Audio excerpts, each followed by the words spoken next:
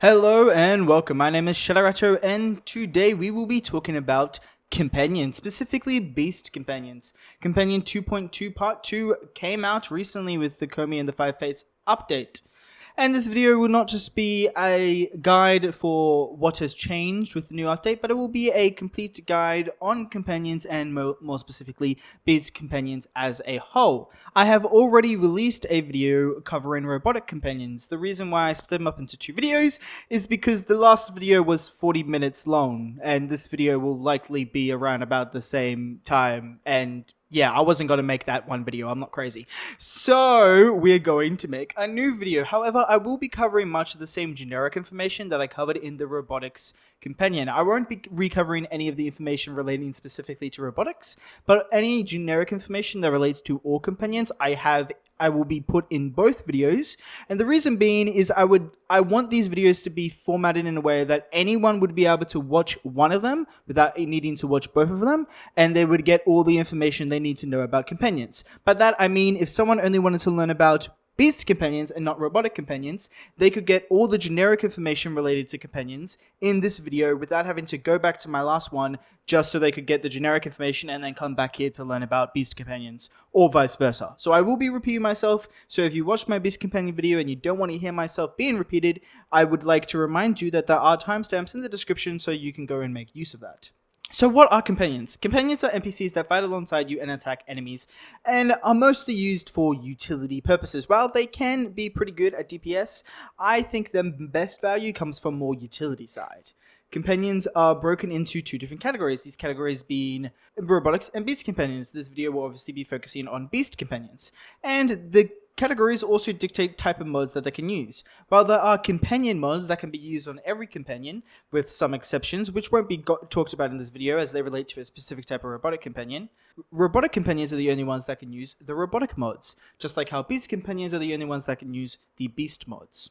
Beast companions are actually then further broken up even more. They are broken up into Kubrows, which are essentially dogs, and Kavats, which are essentially cats.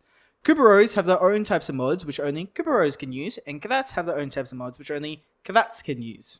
Different companions have their own specific abilities that only they can use, which is where a lot of the different utility and synergies that different companions offer come from.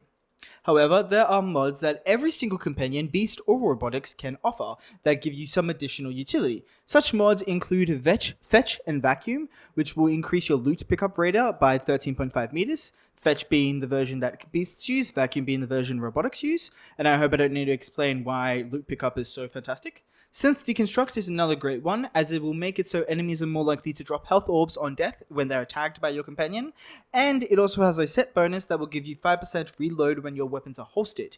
That set bonus is increased by 5% for each synth mod you use in the R4, so technically you could have up to 20%. However, I only recommend using Synth Deconstruct as it's the most useful one of them. And finally, Animal Instinct / Prime Animal Instincts, which will give you Enemy Radar and Loot Radar. While Prime Enemy Instincts used to be a staple on all companions before we had default Enemy Radar, it isn't really as useful anymore because we have default Enemy Radar now. However, it will stack with your default Enemy Radar, so if you're using builds that need a large Enemy Radar, Prime Animal Instincts can still be really good. Additionally, it does give you Loot Radar, which you don't have as a default, so Prime Animal Instinct can also be good for that. But I don't recommend putting it on every single build as it's a bit more niche these days. Companions have their own health, shields, and armor, just like Warframes, and can die. When companions do die, they will respawn after 60 seconds. There are multiple types of mods that will lower this respawn timer by simply just lowering it, or allow the player to have certain interactions that will lower the respawn timer while the companion is dead based on their actions. All companions mentioned in this video will enter into a bleed out state when they die. By this I mean when they're dead, you will be able to manually go up to them and forcefully revive them regardless of however long they have left in their respawn timer. This isn't just something you can do, any player in your squad can also do this, and you can do it for any of your player squad's companions as well. If you don't wish to manually revive your companion though, they will still revive after the respawn timer is done. I do specifically mention that is true for every companion in this video. There is one specific type of robotic companion that is not true for, but like I said, this video is based on beast companions, so I won't be talking about them, so they're not important.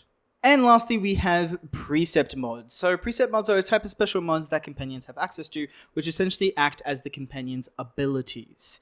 When a companion is deciding what precept mods to activate, it is very important the order of you put the precept mods on the companion. This order being 1, 2, 3, 4, 5, 6, 7, 8, 9, 10. So essentially left to right on the top row of the mods and then left to right on the bottom row of the mods. And you'll notice companions have 10 mods instead of 8, like Warframes and weapons. This is true for all companions. What I mean by a priority of order based on the order of mods they are put in is when a companion goes to activate a certain preset mod, it will go in that order to decide what preset mod it uses. And whichever the first preset mod that it can use is, based in that order, will be the preset mod it activates.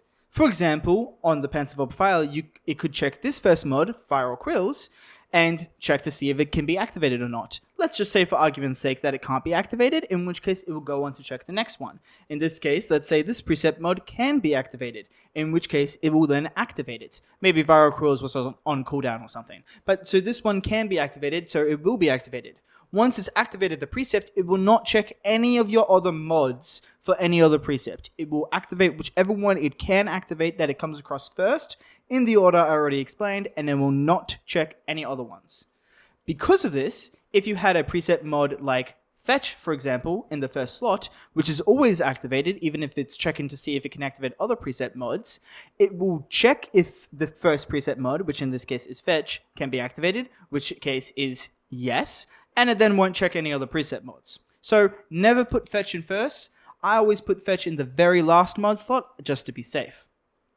If there are other generic mods that are in the way of your precepts, like let's say Haste and Deflection, which simply just gives the shield some extra shield regen, it will check the first slot for a preset mod. Let's say it can't activate this again. Then it will know that Haste and Deflection isn't a preset mod, so it won't care about it, and then continue until it finds the next preset mod until it can activate that preset mod. If it can't find a single preset mod to activate, then well, it just doesn't activate any of them. Why I wouldn't activate a preset mod depends if whether the precept is on cooldown or maybe it has a specific trigger that hasn't been met right now.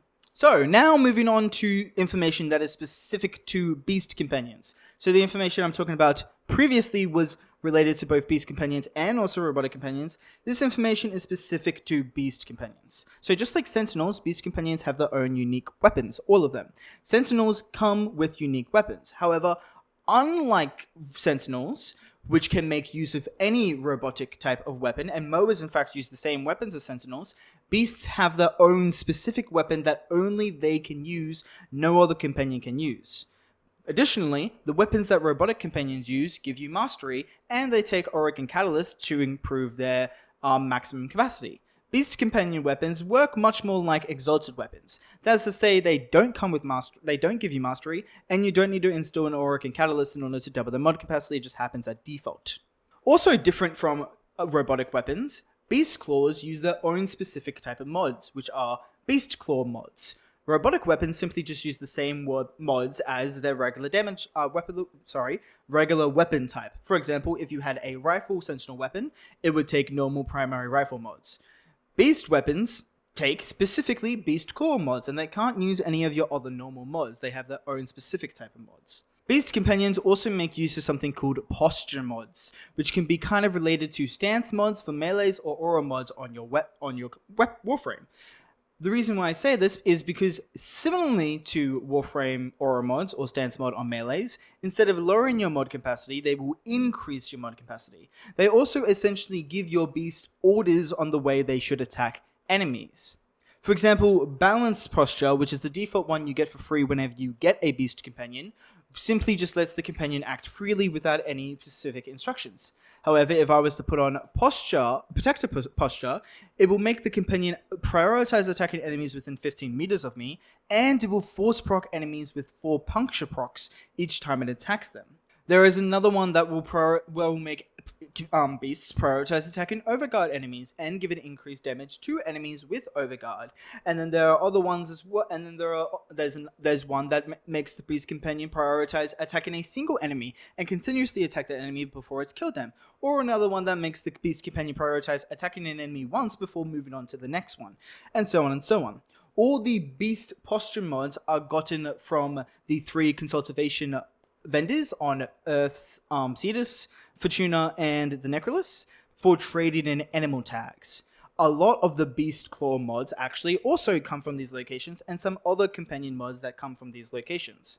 While not all of them come from these locations, some of the Beast Claw mods and some of the other Beast companion mods don't come from them, but I would like to specifically point them out because you get a lot of Beast companion mods from this way. In fact, I have made a video giving an introduction and explaining how you do consultivation because of its importance for beast companions that I will leave in the description below if you don't know how to do it. So before we get into the specific beast companions, I will first talk about my weapon build that I use pretty much on all of my beast companions. Pretty simple. I use Protector Posture because of the 4 extra puncture procs, which will lower enemies' damage output by 70% and also give me an absolute 20% crit chance buff when I attack them.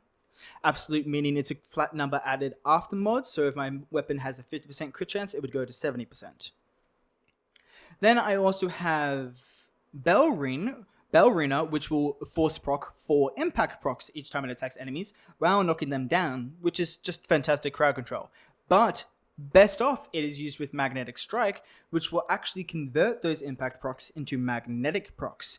The way the mod is read suggests it applies magnetic in addition to impact, which is what I thought it would do, but through testing it converts the impact procs into magnetic. So I'll actually be getting 4 magnetic procs instead of impact procs, but I will still knock down enemies with Ballerina. Then we have Bloodthirst, which is some survivability for the companion because it will give them health steal on enemies they attack if they have slash for every slash proc on them. If the enemies don't have slash, this really doesn't do anything, but it's just like an extra little buff I have on them. We do have Bite for CC and for critical chance and critical damage. Carl of the Weak, which is essentially which is essentially condition overload but for beast companions, and on non-critical hits it will further increase the base damage of our companion. Precision Conditioning, which will increase the companion's base damage even more while converting all of its physical damage types to slash regardless of what it is as default. And Shocking Claws, which will give us a lot of status chance and increased critical chance while converting all other elemental damage types we have in the companion to electric, regardless of what its mods you have or other stats. For example, if I were to get rid of Bloodthirst and add Flame Guard, which gives me increased status chance and increased heat, you would think it would give me Radiation, right? Which is electric and heat combined. Nope, it just increases my electric damage as Shocking Claws converts all elements of damage into electric. This setup that I have here is not modded for DPS. It is modded for pure utility, and still on some of the beast companions, it allows them to one-shot still path enemies because some of them do quite a lot of damage actually. You can definitely set up beast companions better for damage output, where this is specifically related for utility. And I would recommend using this build if you wanted a good utility build, as I don't really care about whether or not the companion is good for DPS. Swipe is a Kavat specific mod, and I'm using it on my Kavat. These 7 mods are basically my basic template, including Protector Posture, so 8 I suppose, for the companions I use, and then the free flex slot is different depending on what type of companion we're talking about. For Kavats, obviously we use Swipe, which will increase the amount of times the enemy hits an enemy, and makes it strike 4 times instead of the normal once, and also increases the attack range of the claws, which is a very good mod to have.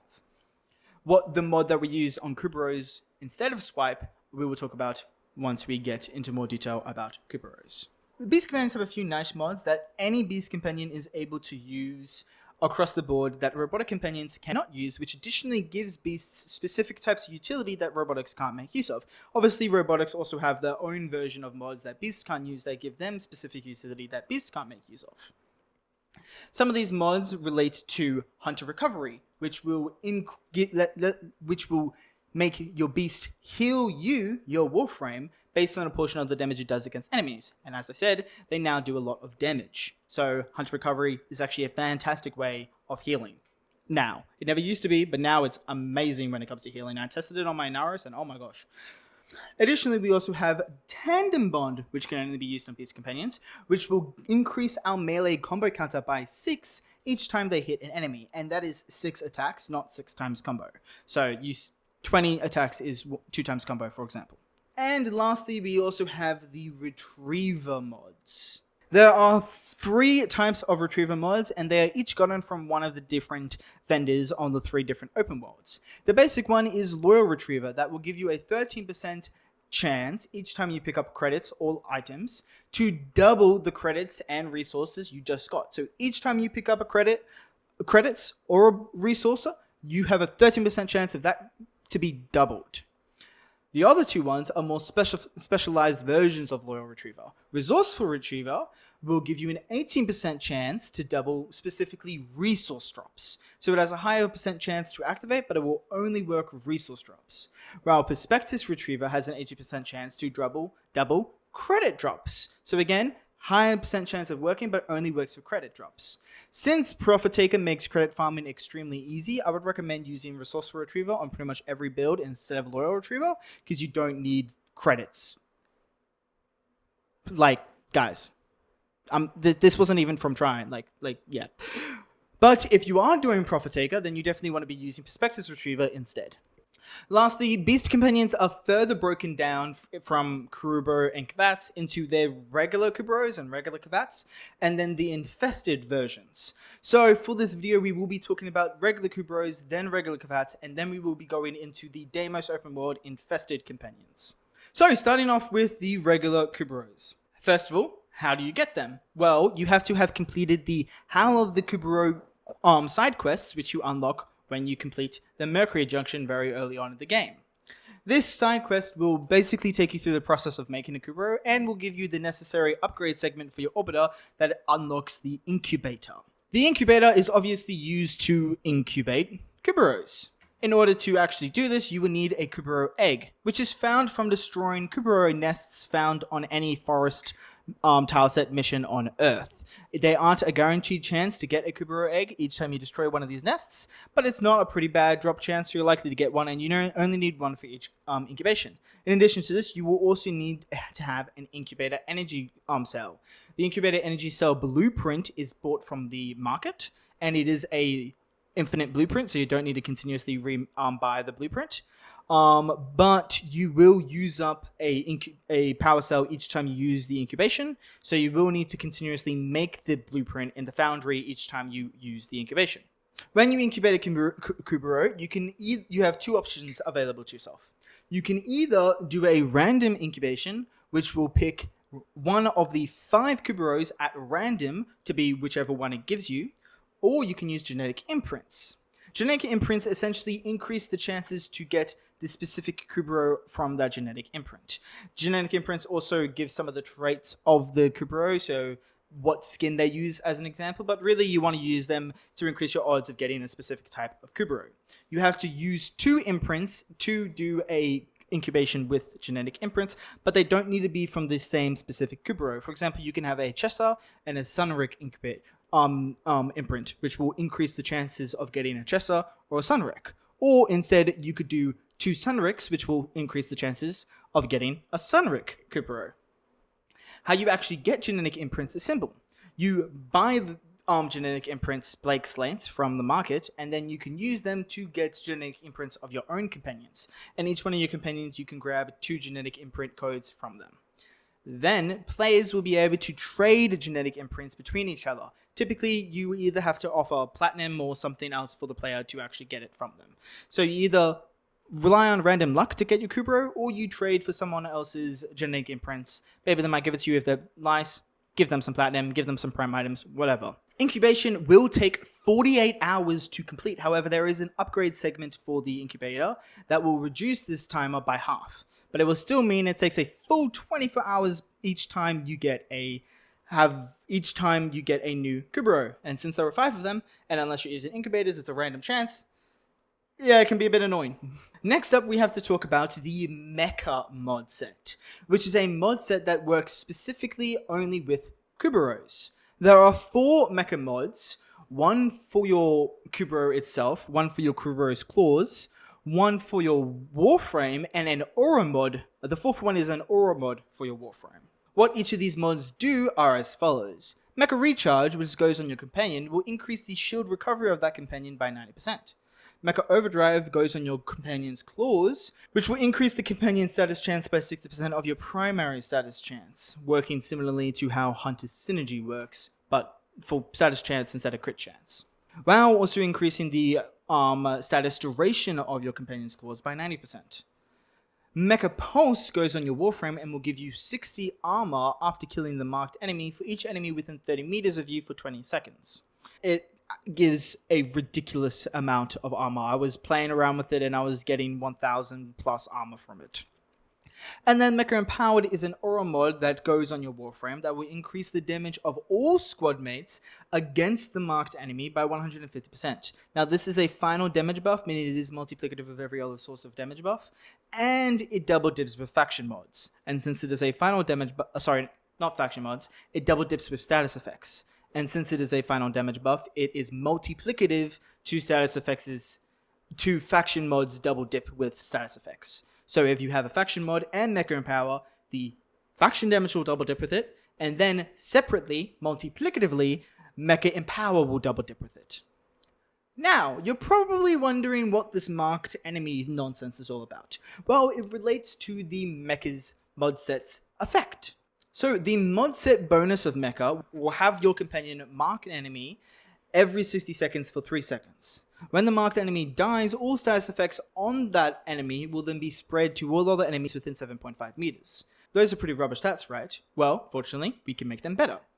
For every mecha mod you use, the range of the status effect spread, as well as the duration of the mark, will be increased, while the cooldown decreases. With all 4 mecha mods, your companion will mark an enemy every 15 seconds, the mark will last for 12 seconds, and the status effects will be spread to all enemies within 30 meters. Basically, Kubrow marks an enemy, you pump it full of status effects, the damage you deal double dipped, multiplicatively increased by Mecha Empowered, then you kill that enemy, then those supercharged status effects by Mecha Empowered are spread to all enemies within 30 meters, and then you nuke the map. Yeah, so pretty simple. And obviously the extra free mod slot that Kubrows get because they can't make use of Swipe goes to Mecha Overdrive, so you can use all 4 mecha mods. Okay, so moving on to the specific Kubrows themselves, starting with the Raksa Kubrow. Its weapon does entirely puncture damage, though of course you can change it with mods, like the one I showed you that converts the physical damage type to slash. It has a 7.5 crit chance with a 2.5 crit damage and a 20% status chance. Its abilities are Howl, which will make the enemies run away in fear, giving you some crowd control. However, since the enemies are running away, it also means lowering your DPS, and unlike Terrify, it does an armor strip, so it's not really a very good crowd control option. The other one is Protect, which will give you 300 shields for 5 seconds with a 5-second cooldown. This is a mod that companion for 5 seconds. This is basically the poor man's Taxon, which is one of the robotic companions I showed off in my last video, as Taxon does effectively the same thing while also making use of Guardian and Shield Recharge, which also increases your shields, and can be affected by Manifold Bond, which lowers the cooldown on the abilities when this one doesn't. So, no, Vasca Kavat is really not that useful, and because of this, unfortunately, I don't have a build to show you for it because I just wouldn't recommend using it at all. Sahasa Kavat's weapon does entirely impact damage, its critical chance is 10%, critical damage is 3 times, and its status chance is 5%. It has the ability Dig. Now, Dig is a very cool mod in concept. In practice, not so much. Basically, the way Dig works is the companion will dig up a resource with a 15-second cooldown. At the mod's max rank, it has a 270% success rate. This basically means each time it activates the ability, it will pick up at least 2 resources and has a 70% chance to make a third one spawn as well. It can dig up ammo, energy orbs, health orbs, credits, and sometimes even mods. Additionally, in survival missions, it can also pick up life support modules. And it can dig up heavy ammo. The mod will also prioritize whatever mod you need most. So, if you're using a arc gun, for example, you can use it and you are using the ammo, it will more than likely dig up heavy ammo for you. If you're using a lot of energy, it will more than likely dig up energy orbs for you, and so on and so on. However, the companion will not dig up enemies if the player is attacking enemies or is being attacked by enemies, which essentially makes the mod completely useless and never will activate ever. Additionally, while the effect dig does is actually very cool and theoretically very useful, the items it gives you can be gotten in much better ways, pretty much except for the heavy ammo. So if you were using an arc gun, then yes, dig definitely has some usability. However, again, the fact that it can't be activated when you're attacking enemies or being attacked makes it literally unusable. So, yeah. The other preset mode for this Kubrow is Ferocity. It will perform a finisher attack on enemies with 300% crit chance. And if the companion kills the enemy, it will have a 6 meter AoE, which has a 30% chance to knock down enemies. If the enemies do get knocked down, they will also be open to finisher attacks. It's a 6 meter AoE and it's a 30% knockdown. It's garbage crowd control, especially because there are companions, beast companions, Kubrows actually, that have better crowd control than it. So, yeah, sorry, Sahasa Kubrow, you're not really that great. Sunika Kubrow. The Sunika Kubrow's weapon has the highest base damage of all companions in the entire game.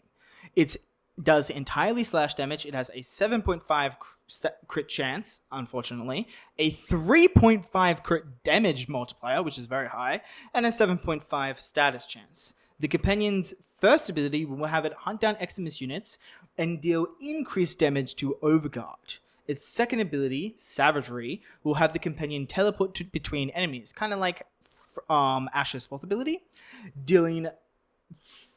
and it does pretty decent damage. And as far as I can tell, it does scale off the beast's claws.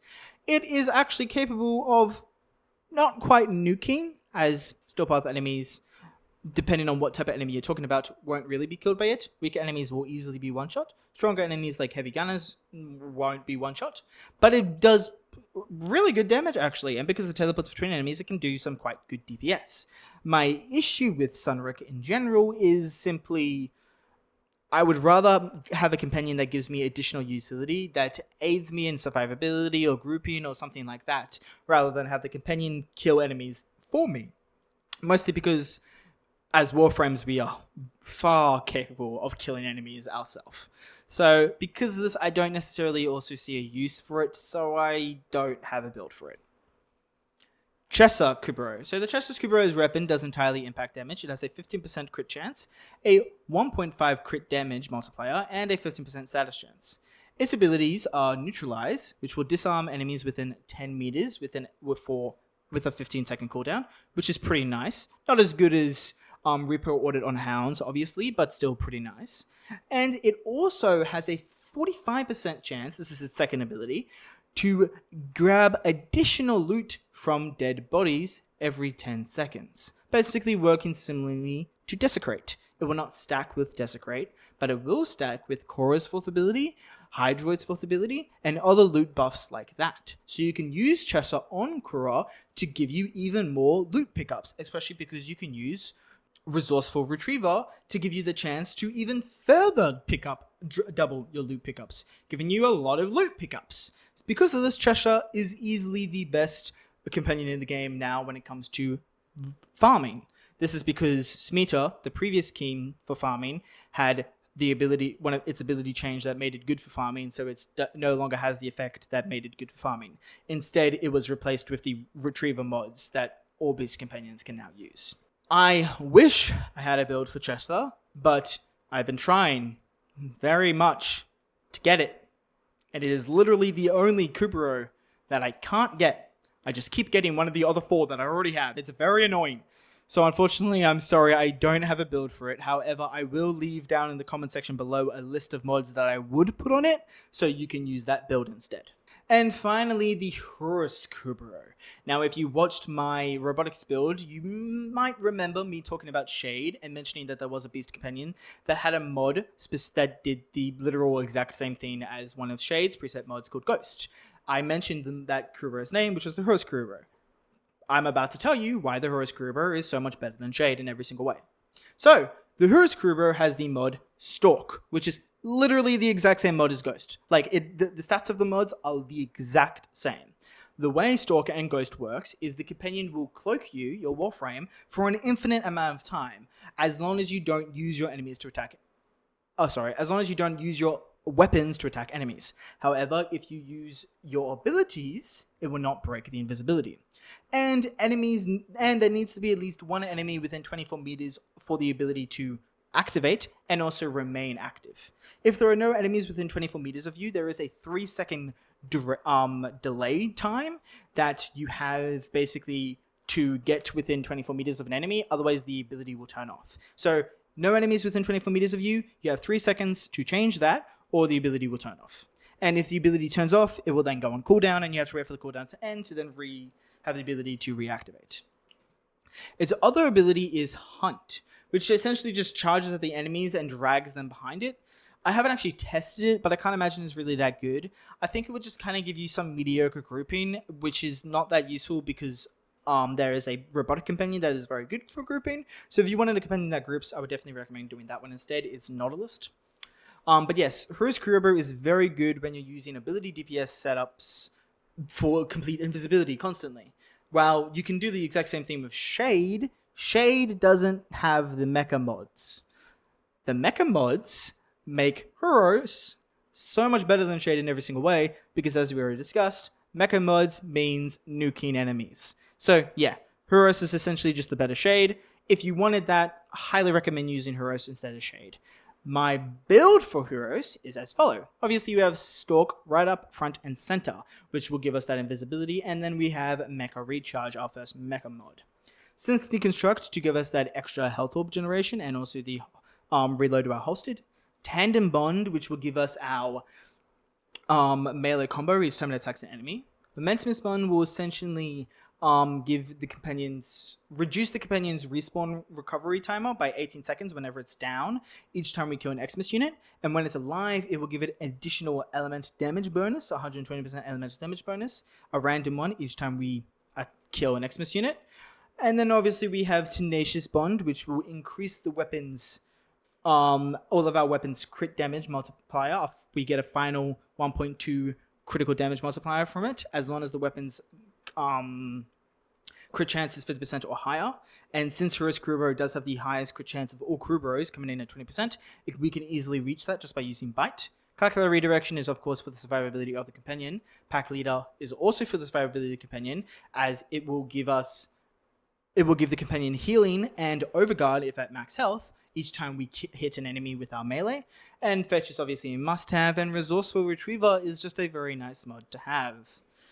This does make use of some mods that necessarily aren't always useful, depending on the kind of setup you have. For example, Tandem Bond and Tenacious Bond are used there very specifically for a Gara build I have, but on other ability DPS builds, they aren't useful. So you could change both of these mods for other mods, depending on the kind of setup you're going for. However, I recycle my companion builds a lot for many different types of companions, for many different types of Warframe builds I use, which is why these builds are there.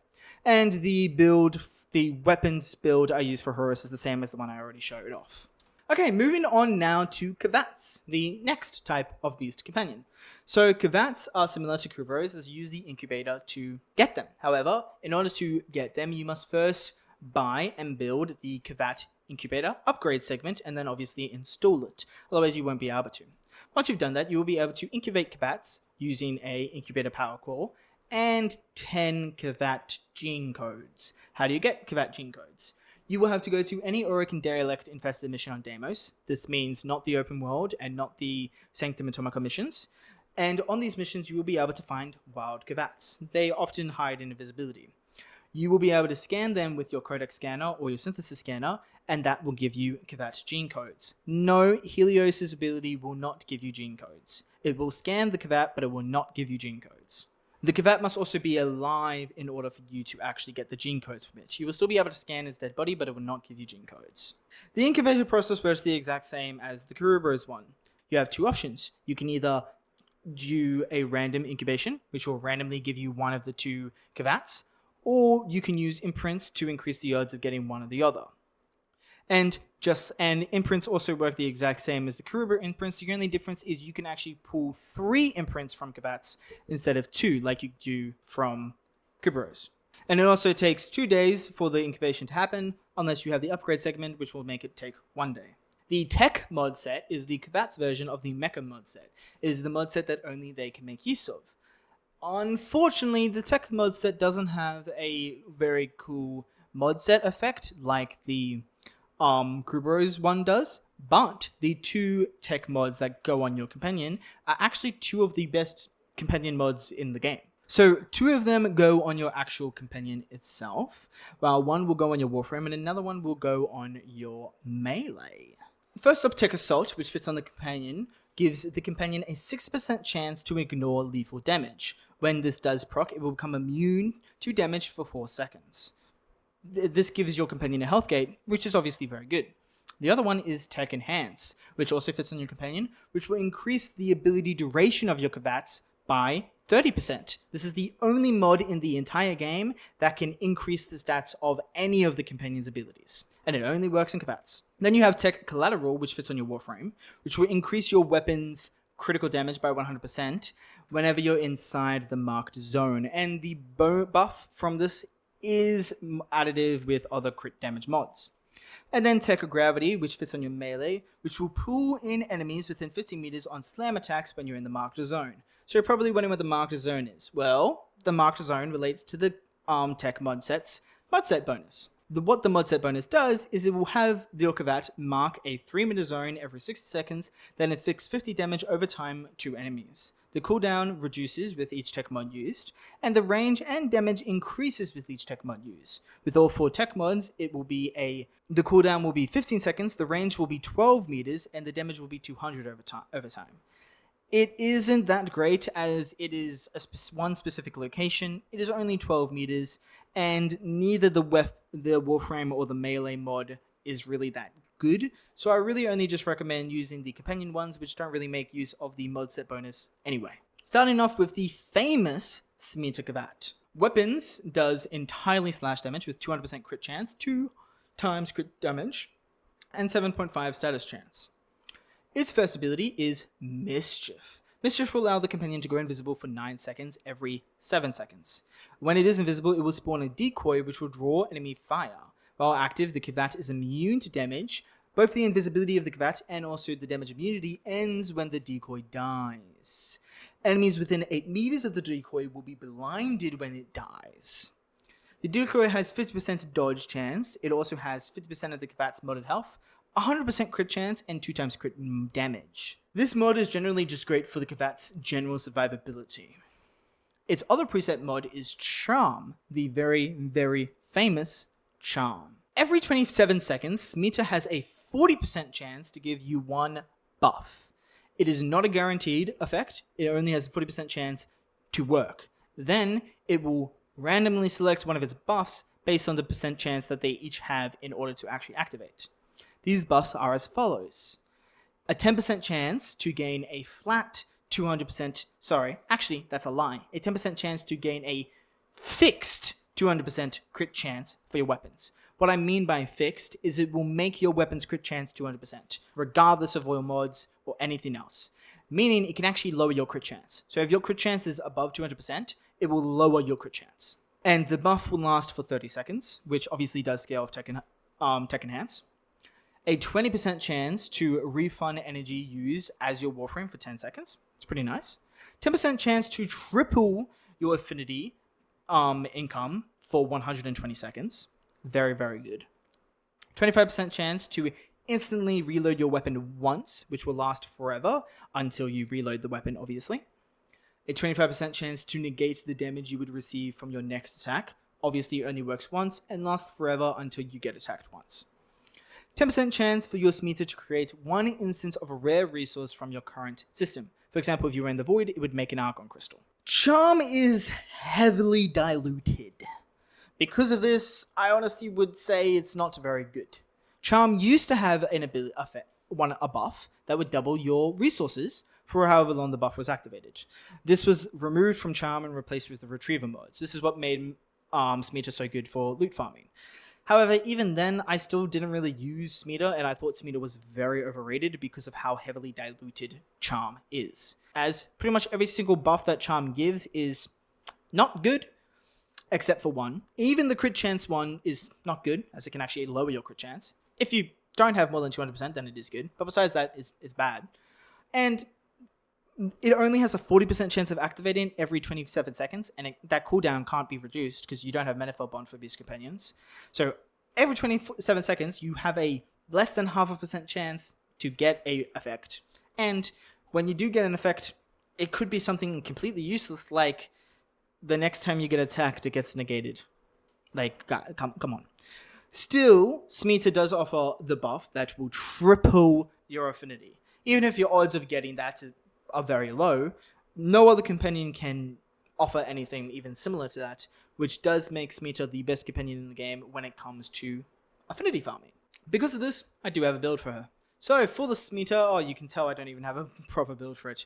For the Smeeta, we do obviously make use of Charm, Synth Deconstruct for the extra health orbs, Hunter Recovery for the survivability of ourselves, as it will make the companion heal us, Linked Redirection for the companion survivability with Linked Vitality and Pack Leader, Tek Enhanced, obviously, Fetch, obviously, I don't know why that's not there, and Momentumous Bond, which will reduce the cooldown of the companion's respawn timer whenever we kill an Xmas unit.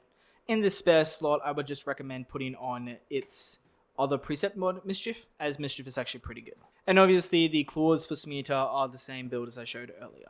The other Kavat is the Adzara Kavat, which is quite a nice one. The Adzara Kavat does a mix of puncture and slash damage. It has a 30% crit chance, a 2.5 crit damage multiplier, and a 5% status chance. Its preset mods are Reflect, which makes so the Adzara Kavat has a 40% chance to reflect damage back to enemies while amplifying the damage that it does by 60%. Again, this is just a good companion. This is just a good mod for the Kavat's survivability, just like Mischief is for the Smeeta's survivability. Its other preset mod is very nice. It's called Cat's Eyes. Cat's Eyes will grant you a 60% absolute crit chance buff. Absolute meaning it is a flat number applied after mods. So if you have 50% modded crit chance, it will go up to 110%. And the buff will last for 10 seconds, and it is affected by Tek Enhanced. The ability does have a 20-second cooldown, and the cooldown activates after the ability runs off. So Cat's Eye will last for 10 seconds. After it runs off, it will have a 20-second downtime, and then it will activate again. Unlike Charm, Cat's Eye has a 100% chance to actually activate, so every 30 seconds, you will get 60% absolute crit chance buff for 10 seconds, or 13 seconds with Tek Enhance. But that also means that the whole recycle time is 33 seconds. 13 seconds with it, 20 seconds without. Overall, Adzara Kavat is very good when it comes to just generic weapon buffs because of its crit chance, so I like to use it for that reason. My build for it is pretty simple. We obviously have Cat's Eye. We have Tek Assault and Tek Enhance for the survivability and for the ability duration, naturally. Reinforce Bond, which will allow the companion to gain overshields each time we reload our weapon. And if its max shields or if its current overshields are above 1200, we will gain increased 60% fire rate to all of our weapons. Tenacious Bond will give us a 1.2 final critical damage buff for our weapons, as long as the companion's weapon has 50% crit chance or more, which is easily attainable with Bite. Synth Deconstruct for the extra health orb drops, Reflect for the companion's survivability, and then we have Vital and Redirection for some more survivability, obviously along with the must-have Fetch mod. And the Adzara Kavat claws are just the same as the previous build. The last Kavat in the game, or regular Kavat in the game, is the Vasca Kavat. And it works a bit differently to the other two Kavats, as it's gotten a bit special, as you don't get the Vasca Kavat through the incubation, or the random incubating, actually. Which is why, when I said about the random incubation, it randomly chooses between one of the two, because you can't get Vasca from random incubations. The way you get Vasca is very simple.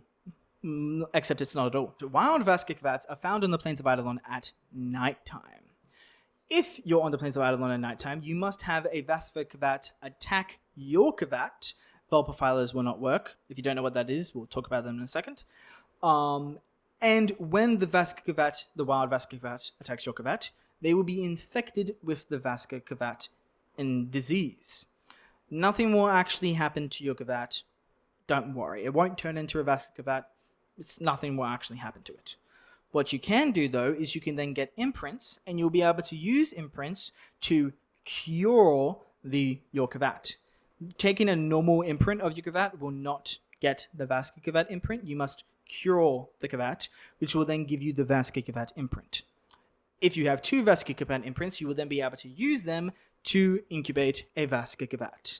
After that long-winded, unnecessarily difficult way, it's not actually difficult, it's just why, to get this Kavat, you would imagine it's probably the best one, right? No. It does entirely slash damage with a 50% crit chance, 2 crit damage, and a 25% status chance. Its abilities are Draining Bite, which will attack the enemy dealing 150% of its melee damage on the enemy, while force proccing 5 slash damage while healing itself by 10% of the damage it does. By healing its health by 10%. Its other ability is Transfuse, which will allow it to revive the owner, so you, if you are in a bleed out state, by sacrificing 20% of its health. This, on paper, seems pretty cool. However, there is actually another beast companion that basically does this but better, and as this makes it so that it only works when you actually get downed, it's not like a normal health gate, meaning it won't work in any type of mission that doesn't have a bleed out state, like arbitrations, for example. Overall, Vasca Kavat doesn't really do anything because Draining Bite does nothing, and Transfusion, again, on paper, might seem good, but there is just another type of beast companion that does this, but better. So, yeah. Next up, we have Venari. Okay, so Venari isn't a companion every Warframe can use. In fact, Venari is Korra's Exalted Kavat. But I thought I would mention Venari anyway, as she is technically a companion, and can use beast companion and Kavat modes. Venari does have a primed version, which obviously comes with Korra Prime, making her the only beast companion with a prime version. And the primed version does have increased health and increased base damage, making it one of the only 2 Exalteds in the entire game with increased stats with its prime version, the other one being Garuda's Claws. She doesn't have any preset mods, but will increase Korra's movement speed by 50% while she's alive. Unlike most of the companions, her respawn timer is 45 seconds compared to the normal 60 seconds, and she will not enter a bleed out state when she dies. Instead, she will simply despawn. However, Korra will be able to use her third ability to spawn her. Korra's third ability will also give Venari specific behaviors, just like how posture mods work, and will give her a different effects synergizing with Korra depending on which one you have. For example, you can set her to a defense one, which will have her reflect damage enemies do to her, attack one, which will have her attack enemies, and there's also a heal one, which will actually heal Korra a tiny bit. Korra's third ability does also have an augment, which can technically be viewed as Venari's preset mod, as it will allow Venari to sacrifice herself whenever Korra would take lethal damage, giving Korra 3 seconds of damage immunity and restoring 50% of her health, basically giving Korra a health gate. However, her respawn timer is increased to 150 seconds, and you will not be able to respawn her using the third ability. She does have her own claws, and the damage she does is entirely slash damage with 200% crit chance, 2 times crit multiplier, and 20% status chance. Now, that is the normal beast mod, the normal beast Kubrows, and the normal beast Kavats. But before we get into the infested ones, there is actually one other type of specific mod, which is also technically an infested companion, called the Helminth Charger, which doesn't actually fit into the Kubrows or the Kavat categories. However, you could consider it a Kubrow, but it doesn't take Kubrow mods. So how do you get a Helminth Charger?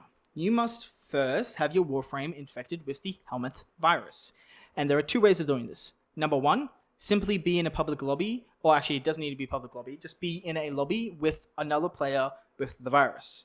You won't get it from players in relays, but you will in missions or the dojo, I believe, and also on if you invite someone to your orbiter. The other way of doing it is simply having Nidus. When you have Nidus, you will be able to go into the Helminth room, regardless of whether or not you've actually unlocked the Helminth room or not yet. The door will open regardless for Nidus, and the Helminth will infect the Nidus with the Helminth strain. Once you've done this, regardless of each way you do it, the a cyst will spawn on your Warframe's neck after 1 day. Over the next 6 days, that cyst will then grow more until it is fully grown, meaning it takes 7 full days for it to fully grow. Once those 7 days are up, you will then be able to go into the Kubrow incubating modding menu, where you will have a new option. You will need a Kubrow egg for this. You'll need the power cell and the Kubrow egg. And then when you get to the screen which says random incubation, gene code, there will be a third option, which will be drain Helminth cyst, which will then incubate the Helminth Charger. The Helminth Charger, just like how Kavats have the Tek mod, or the Kubrows have the Mecha mods, also have their own specific mod set, which is the Strain mod set. And I will cover the set bonus for this mod set first. The Helminth Charger will spawn up to 2 cysts over 6 seconds. After 25 seconds, these cysts will pop, spawning 4 maggots each. The maggots will then attack and stun enemies. The number of cysts is increased for each mod, and with all 4 mods, it will spawn 8 cysts over 24 seconds. Strain Erupt fits on the Helminth Charger itself and will make the maggots explode on death, dealing 4% of the enemy's health as corrosive damage in an 8-meter AoE with a 100% status chance. Strain Fervor is the Helminth mod, is a mod that goes on Helminth Claws, and the mod that I recommend putting in the Flex mod slot for Helminth Charger instead of Swipe or Mecha, or the Mecha mod, as Helminth Chargers can't use either one of them, which will it will increase the Helminth's damage by 4% for each cyst it has. Strain Infection goes on your melee, which will increase your melee's damage by 20% for each cyst. And Strain Consume goes on your Warframe, which will give it 4% extra health and 2 health per second regen for 45 seconds each time a maggot dies within 10 meters. With 32 deaths, this would work out to be, I think it's 104% extra health and 64 health regen over time. The issues with this mod set is, first of all, while it can be very good for increased health and health regen for your Warframe, and also melee damage for your companion, for your melee critical damage, as the melee critical damage will actually be better than Galvanized Steel even, giving you 160% melee critical damage. It takes a bit to work, as you need, for the health regen cycles, you need to wait a full 25 seconds into a mission before you'll be able to have maggots around you starting to die, so you can get the extra health and the extra health regen, so making it very unreliable to rely on for health regen. And it's also not that great of a health regen anyway. And it also, while it does offer the largest melee damage buff, critical damage buff than any other mod in the game, it isn't consistent because it relies on the current cysts on the companion itself. There is only one Helminth Charger, and its weapon is simple. It does entirely slash damage with a 7.5 crit chance, 2.5 crit damage, and a 25% status chance. Additionally, the Helminth Charger's claws have a unique effect that also gives it toxic damage. This toxic damage will not mix with any other modded elements. Even if you use the the Beast Claw mod that will convert all of its elemental damage types into a different elemental damage type, it will still allow you to have the toxic. So for example, if you use the electric mod in the build that I showed you earlier, the Helminth Charger will have electric and toxic. The Helminth Charger's abilities are as follows. Trample will rush forward have the Helminth Charger rush forward at enemies, leaving behind a trail of Virulence, which is Nidus' first ability, but it doesn't act like Virulence with synergies related to Nidus' abilities. And the Helminth Charger will gain 10% melee damage, max health, and max armor for each enemy it hits for 5 seconds. And it has a 8-second cooldown.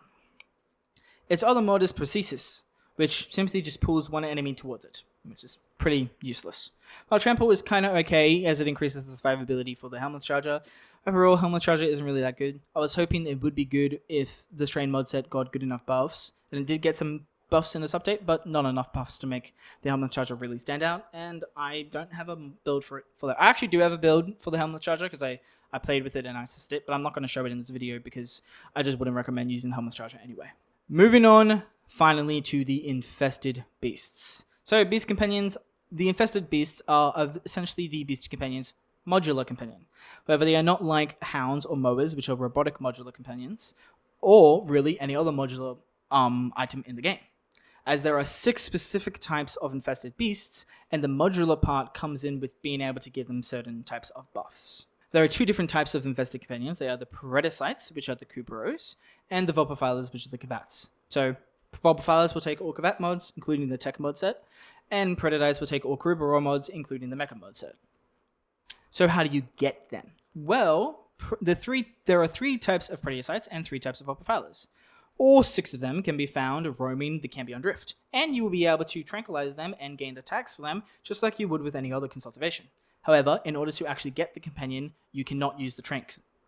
The way you get the companion is you have to allow the infested found on the Cambion Drift to first injure the companion. Once this has happened, you will be able to rescue the companion, you'll be able to rescue the damaged companion, which will also give you the tags and will allow you to use that companion to for the module setup to eventually get the companion yourself. You do need to rescue the specific companion that you want to get. For example, if you want the Medjay Predasite, you need to rescue specifically a Medjay Predasite. From there, you will have to gain a mutagen and also an antigen. You get the mutagen antigens from Sun for standing, and you then build the mutagen antigens in your orbiter. Mutagens give the companion additional damage resistance. For example, increase their resistance to slash and toxic. As an example, I don't know if that's actually one. That's just a random example. While antigens will give it an additional mod polarity, and they will give specific things depending on which one you use. Additionally, antigens and mutagens can change the look of the companion, the actual physical traits of the companion. For example, they can change the look of the tail. Predasites and Vulpaphylas have different antigens and mutagens. The effects of them are actually the same, but they're 2 different ones. So if you want a Predasite, you have to get the Predasite mutagen, for example, and you want a Vulpaphyla, you need to get the Vulpaphyla counterpart of it. Once you have the mutagen and antigen built, you will be able to return to Sun, and you will then be able to give him the mutagen and antigen and the rescued injured Predasite or Vulpaphyla to then group it all together, and you will then be given that companion. In order to gain mastery for the Predasite or the Vulpaphyla, you must first gild them, just like other modular items in this game.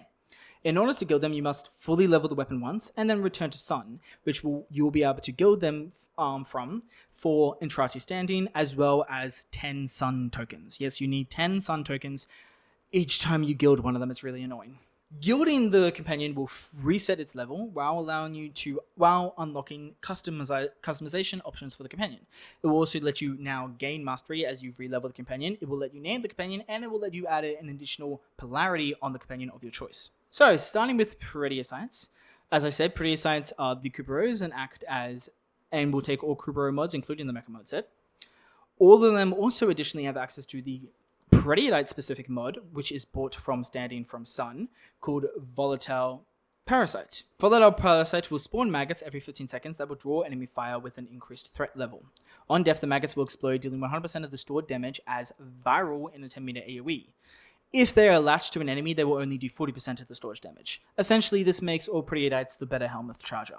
Pharaoh Predasite's weapon does puncture damage and gas damage. This isn't like the Helminth Charger's one, so the electric mod that I have on the build I showed you will convert this gas damage into electric damage. Its critical chance is 7.5%, its crit damage is 2.5, and its status chance is 25.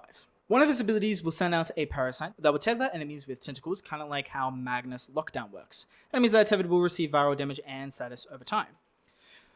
Its other ability will release a cloud that will increase your weapon's toxic damage by 100%. And if you don't have toxic damage, it will give you toxic damage by 100%. And that lasts for 15 seconds. Yes, it is a damage buff, which is kind of rare for companions. It's not a very good damage buff. And as it stands right now, it will mix with modded elements, so it can mess with your mod setup.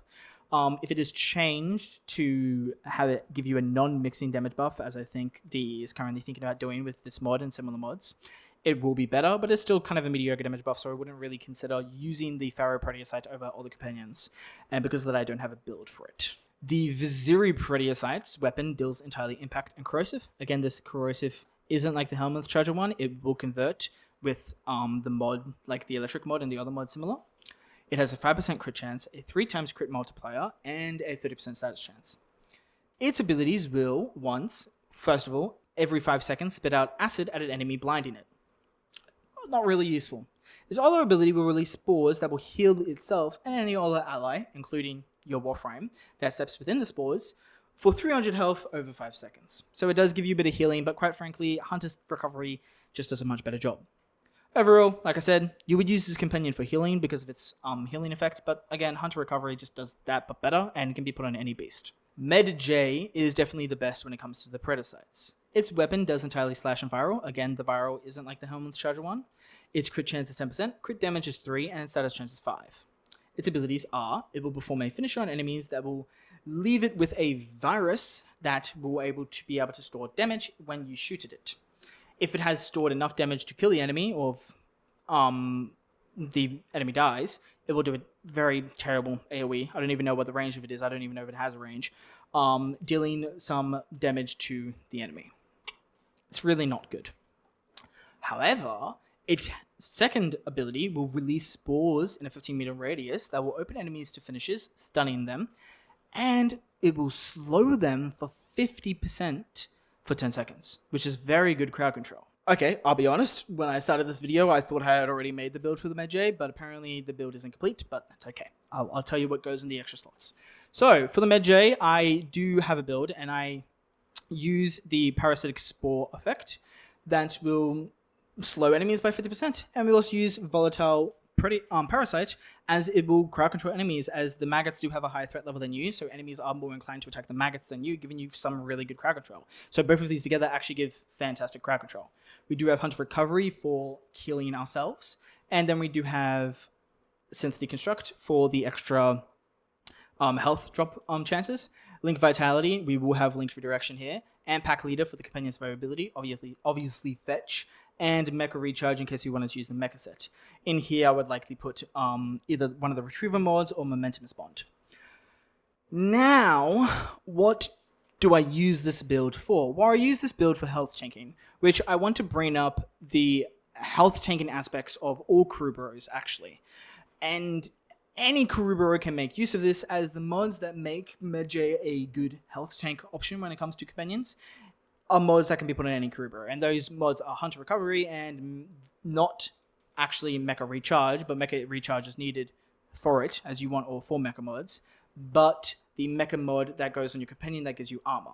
Basically, with this setup, you have a companion that heals you to a ridiculous amount, and a companion that gives you a ridiculous amount of armor. Again, you can put it on any companion, but when choosing the companion that you want to use, any beast Kubrow, when choosing the Kubrow you want to use, you want to think about what one is going to be the best value for you. You could argue maybe Chesa is good for its extra looting, sure. You could argue Sunrik is good for its DPS, and if you wanted to go that route, yeah, definitely. You could definitely use Sunrik for health tanking with its DPS. You could also argue that the Vizier Predasite is really good for it because of its extra healing on top of it. I argue that Medjay is the best Kubrow for health tank builds because of its stupid amount of crowd control. Yes, the Vizier Predasite can also make use of Volatile Parasite, but it can't make use of its Spore effect that slows enemies by 50%. So not only does it give me insane armor, insane healing, but it also gives me very, very good crowd control, which is why I would say that Medjay is one of the two best one of the two best health tank companions in the game. The other one is one we're about to talk about. So, moving on to Vulpaphylas. So, Vulpaphylas are the Kavat version of the Infested Companions, and they have the unique mod that is very interesting. It will store health from dead bodies, up to 40% of your Warframe's max health. Then, if your Warframe falls below 10% of its health, it will down itself and then heal you based on all the health that it has stored up. Basically, it gives you a health gate, which makes it infinitely better than Vasca Kavat. Obviously, this mod makes Vulpaphylas the other question for what companion you want to use for a health tank setup. I'm going to go more in detail about which one you might want to choose over another one when we actually get to the specific Vulpaphyla, which I would recommend as the best Vulpaphyla for health tank setups. Vulpaphylas also act a bit differently from other companions. Every single one of them, one of their preset mods, is called Devolution. Each one of them has a different sub-effect related to the devolution effect, but every single one of them has this effect. It will make it so that when the companion gets downed, they will go into a lava-like state and go above your head, kind of like how a Sentinel works, meaning they do not end in a bleed out state. If you don't have this mod, they will go in a bleed out state as normal, but with this mod, they go in the lava state and float above your head. While in the lava state, they will have additional effects depending on which Vulpaphyla we're talking about. Additionally, this mod will also make their respawn timer 30 seconds instead of 60 seconds. In summary, the mod basically makes it so it halves their respawn timer, and it also makes the companions still have functionality even when they're dead, which is very good. In fact, before the first Companion 2.0 rework happened, companions didn't have respawn timers, which made Vulpaphylas and Dirigen, which is one of the Sentinels, the only companions in the game that could revive themselves, which made one of the Vulpaphylas, specifically, the best companion in the game, and really the only companion that anyone ever used, because it was the only companion that didn't die and had good functionality, unlike the other two Panzers. Vulpaphylas. Panzer? What's Panzer? I don't know what a Panzer is. Anyway, moving on. So the Crescent Vulpaphyla does a puncture damage and electric damage. Again, not like the Helminth Charger one.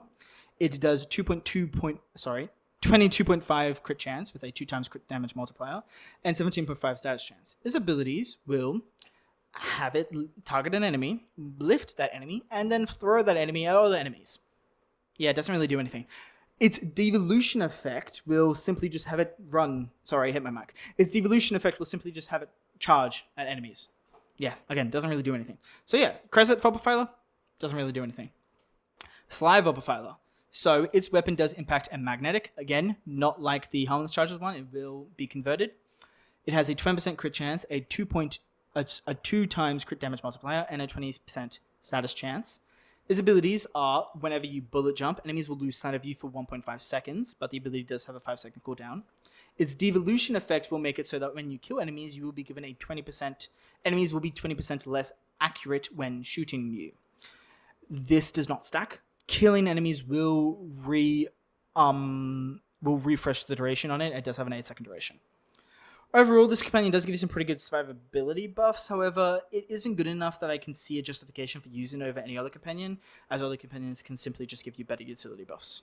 And now, the Panzer Vulpaphyla, the GOAT itself. Before the Companion 2.0 reworks came out, this was the only good companion in the game. And while it isn't the meta companion anymore, it is still a very good companion. Its weapon does entirely slash and toxic. Again, not like the Helminth Charger one, it will mix.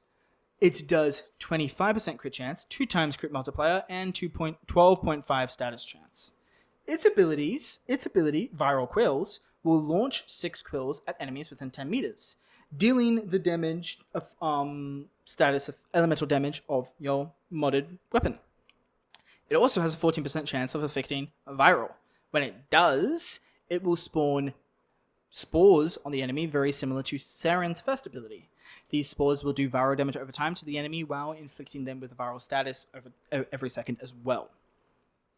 And this does count as an attack for the companion, so Synth Deconstruct will work off it. Tandem Bond will also work on it, meaning Panzer is very good when it comes to building melee combo and very good when it comes to health orb drops. Its devolution effect will have it continuously spit out 3 viral quills every 5 seconds, which will guaranteed spawn one of the viral spores, implying viral status effect and viral damage every second. So in summary, very good for building melee combo, very good for spawning health orbs, and very good for viral priming. And you can also factor in that it can make use of the Vulpaphyla specific mod that gives you a health gate. For the Panzer Vulpaphyla build, we obviously have the health gate up right in first and center, so any of its other abilities don't override it. We have Viral Quills, its first ability, and then we have Panzer Devolution, which is its devolution ability. Pack Leader, obviously, for its survivability, along with Linked Vitality. Synth Deconstruct, of course, for the extra health. Tandem Bond, of course, for the extra melee combo. Tenacious Bond for the extra damage to our weapons.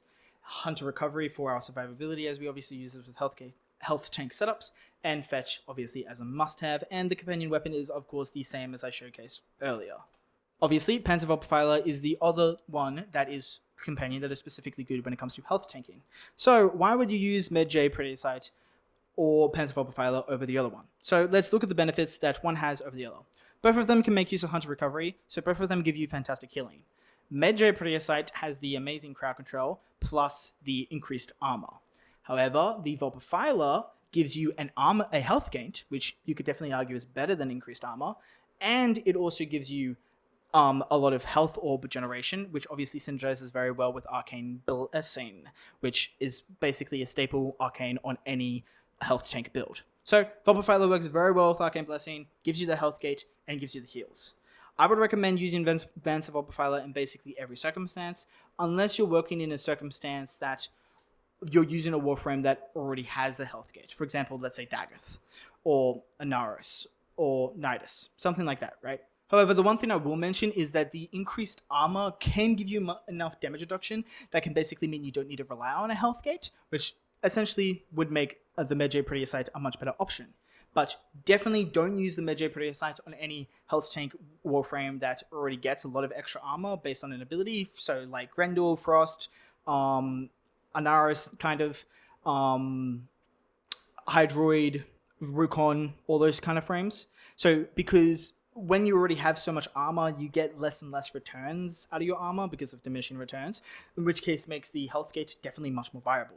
Basically, just go on a base-by-base option. Which one do you think is more valuable? The ridiculous amount of armor plus the crowd control, or the health gate with the extra synergy with Arcane Blessing? I will note that you can put Synth Construct in the Medjay Predasite, it just doesn't work as well on it as it does with the Panzer. Simply just decide whichever one you think is better for the build, as both of them are very, very good when it comes to health tanking. Anyway, that is the end of the video. This video actually ended up being a lot longer with recording than my robotics one. I'm currently sitting at 1 hour and 20 minutes on the recording. I don't know how short it will be when the editing is done. But yes, this is why I broke up the two videos into 2 videos instead of just having like 1 2-hour long video, because like no one wants to watch that. If you made it to the end, thank you. I appreciate it. And I hope you enjoyed the video deeply. This video took a while to make. I've been busy with other life goals. And as I'm recording this, I'm probably not even going to be able to edit it for a few more days and get it up, but hopefully I'll be able to get it up soon. So by the time you're watching it, this doesn't matter to you. But I did originally want to get this video out basically the next day or the 2 days after my robotics video, and it's probably been a week or more now since my robotics video came out. Unfortunately, I did say that in my edit for I made a comment on my robotics video saying that was going to happen, because even my robotics video actually took a while to get out. It took me like 3 days before I actually edited it after I recorded it, and by that point I knew that this was going to take a while to get the Beast one done. But yes, both videos talk a lot to do because they're a lot of information to cover when it relates to companions and a lot of stuff. But so please give me a like and a subscribe and comment if you enjoyed the video. Check out some of my other stuff. I will mention, it occurred to me that we might actually be getting some new companions in Warframe 1999. I have no idea if this is true. This is entirely speculation. I don't know any inside information or anything like that. If we do get new companions, we'll probably be finding out in the dev stream that happens this weekend. The only reason why I think we might be getting them is the last time we had new companions introduced to the game was back in 2021, which is when Sisters of Parvos were introduced, in giving us hounds, which are specifically related to Sister of Parvos, which are the Corpus Liches. Now in Warframe 1999, we're getting Infested Liches, meaning I think we might be getting new companions related to Infested Liches, just like how we got companions with the Corpus open world and companions with the Infested open world. But that is pure speculation. I will also say, though, since the release of the game, there was a new companion released every single year up until 2021. Since then is the first time ever we've gone more than a year without a new companion introduced, and it's been 3 years now since we had a new companion. So I think there's probably a good chance that we might get new companions. But again, this is entirely just a hunch I have. I have no like inside information or anything like that that suggests this will be happening. Just a hunch. Again, we'll probably find out on the dev stream if we are getting them. If we are getting new companions, I will obviously make a 3rd video specifically about the new companions when they come out. Anyway, again, if you enjoy the video, give me a like, a subscribe, check out my other content. And until next time, bye-bye!